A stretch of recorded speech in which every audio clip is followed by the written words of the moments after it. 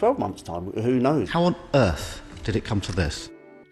London saw itself become the first hotspot of the novel coronavirus in the UK. Since then, the virus has gone on to claim over 40,000 lives. The primary concern of the government has been to try to get the economy moving again. But with unemployment and homelessness rising, and potentially due to rise further, what of those that have been left behind? This is the story of someone trying to bridge that gap. Well, I am Tamara Gabriel Aka Vander Peter Pierre. On my job title is Chief Executive and Founder of FromRehab2Life Foundation.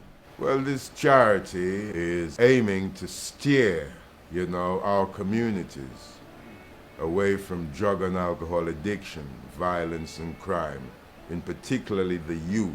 We need to get to them before they actually end up in that cesspit, which is very difficult to ascend from once you're in that abyss. So, and this is what we're about. I eventually came to a place where I decided to start our own charity, because we worked with various charities, and we decided, well, the best thing for us to do is to found our own charity, to find our own charity, which is spiritually advised on these matters. I'm spiritually advised. God said, start your own charity. Yes, it's affected our charity in the sense that we was just on the verge of setting up some workshops in the prisons and in public venues and in some rehab centers and hospitals, psychiatric units and that sort of thing. And so when that came along, everything went on hold.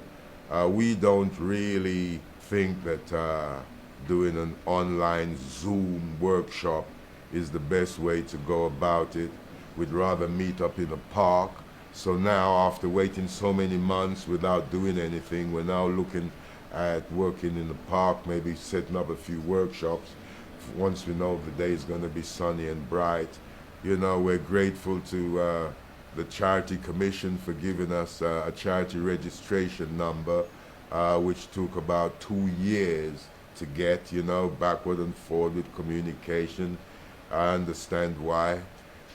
Because there's a lot of fraudulent charities going around. I didn't get the kind of support I expected from my family or from certain people close to me when I first started, but we've even received help from churches, helping us to promote our work. So we're getting help little by little. We were offered work by help by an MP, but it seems as though he's still yet to deliver, so I won't say any further than that. We're also looking to be self-sufficient, so we're looking for people who can help us to become more self-sufficient, so we're not just reliant on government funds or sponsors and so on. This is why we're selling our book. We also have an album entitled Ex-Gangster's Odyssey, and that also, proceeds from that also goes to our charity.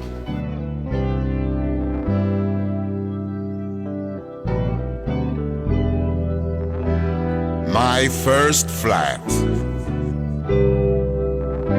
In my first flat at Camberwell Green, where I lived from age 16.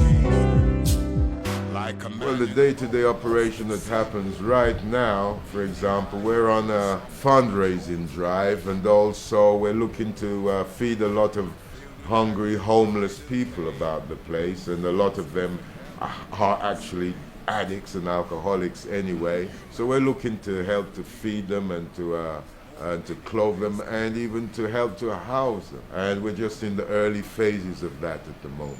We're actually just looking sites now where we can distribute food on a weekly basis, a couple hundred meals, a time from here, someone who's homeless and so on, who I've invited to come to work here. Eventually they get back into a routine, into a discipline, earn some money, some commission from the bucket fundraising, and it gives them the self-esteem and confidence to communicate better with others and to move up forward to the next level, which is to find somewhere to live, which will help them with, and so forth.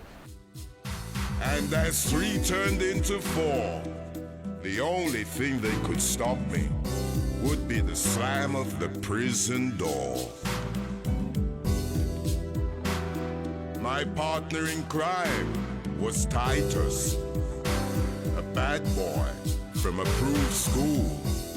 Oh yeah, he was bad all right, when he grossed on me like a fool.